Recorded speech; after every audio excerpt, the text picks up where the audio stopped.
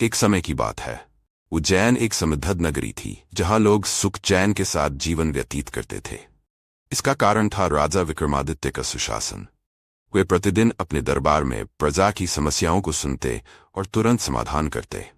राजा विक्रमादित्य का न्यायप्रिय और बुद्धिमान स्वभाव उन्हें औरों से अलग बनाता था।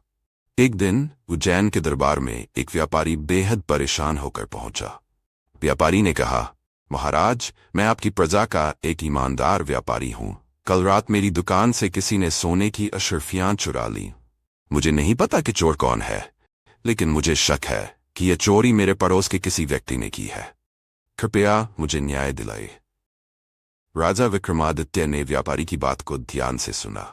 चोरी का मामला सुलझाना आसान नहीं था, क्योंकि कोई गवाह नहीं था और चोर बड़ी चालाकी से काम कर चुका था। लेकिन राजा विक्रमादित्य अपनी बुद्धिमत्ता और समझ से हर समस्या का हल ढूंढने में निपुण थे। राजा ने अपनी प्रजा को बुलाकर कहा, इस चोरी का पता लगाने के लिए मैं एक परीक्षा लेता हूं। आज रात सभी लोग अपने घरों के बाहर एक एक दिया जलाएं। सुबह जिसका दिया बुझा हुआ मिलेगा वही चोर होगा, क्योंकि चोरी का बोझ एक ऐसा भार है जो सत्य को छुपा नहीं सकता। राजा का आदेश सुनकर सभी लोग हैरान थे, लेकिन किसी ने राजा के आदेश का उल्लंघन नहीं किया। रात को हर घर के बाहर दिए जलाए गए। प्रजा बेचैन थी और चोर खासतौर पर घबराया हुआ था। उसने सोचा, अगर मेरा दिया जलता रहा तो राजा को शक हो जाएगा। मैं इसे बुझा देता हूं ताकि मुझे कोई न पहचान सके। उसने रात के अंधेरे में दिया बुझा दिया, ये सोचकर कि वह बच जाएगा। अगली सुबह राजा ने सभी घरों का निरीक्षण कराया। हर घर का दिया जलता हुआ मिला, सिवाय एक के। राजा ने तुरंत उस घर के मालिक को बुलवाया और कड़ाई से पूछताछ की।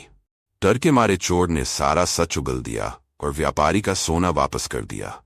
राजा विक्रमादित्य ने बिना किसी हिंसा या कठोर दंड के अपनी चतुराई से चोरी का रहस्य सुलझा लिया। उनकी इस योजना से यह सिद्ध हुआ कि अपराधी कितना भी चालाक क्यों न हो, सत्य को छुपा नहीं सकता। राजा ने चोर को सजा देते हुए कहा, चोरी केवल धन की नहीं होती, ये इंसान के चरित्र और ईमानदारी को भी चुराती है। लेकिन जो व्यक्ति अपने अपराध को स्वीकार कर लेता है वह सुधर सकता है। इस घटना के बाद राजा विक्रमादित्य की न्यायप्रियता की ख्याति पूरे राज्य में फैल गई।